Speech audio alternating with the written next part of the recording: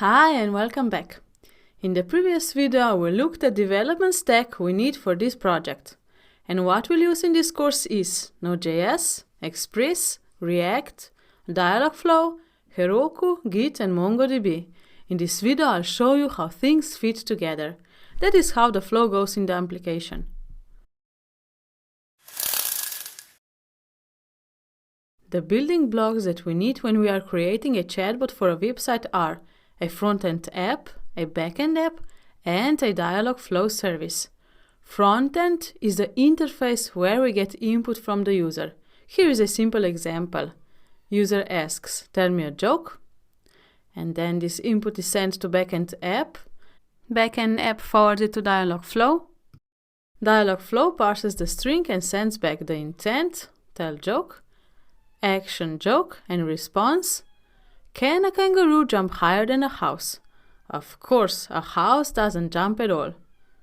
Okay, so this response is then forwarded back to the front end.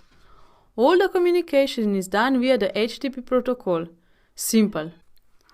You might ask, why don't we then just connect straight to Dialogflow?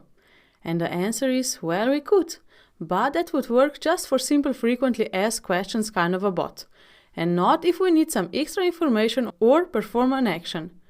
We need a backend app if we want to connect to database, call any other web service, or do any kind of calculation. So, in some cases we want to have an opportunity to perform actions after we know what the user wants. Let me show you an example. Now the user asks a bot, "Can you recommend running shoes?" That input is sent via the HTTP to backend app. Backend app forwards the input to Dialogflow to get it parsed. This is here, send queries, events or audio to Dialogflow. Dialogflow then does its thing and returns the intent, action, parameters and context and a response. For example, intent, buy shoes, action, search product, parameter, running shoes.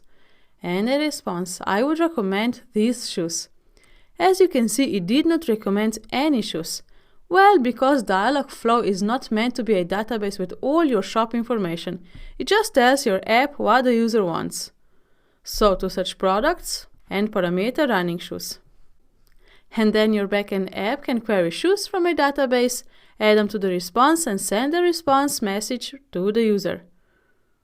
So again, flow goes like this. Frontend gets input from the user. That input is sent to backend app that sends it to Dialogflow for processing. And after our backend receives response with the action and parameters and all the information needed, it runs extra code, extra queries, extra calculation if needed, transforms the response if needed, and sends it back to frontend. Okay? So in this video I have shown you a typical flow of our chatbot app. In the next video I'll show you an alternative flow, a flow with fulfillment. I'll tell you more in the next video. Bye bye!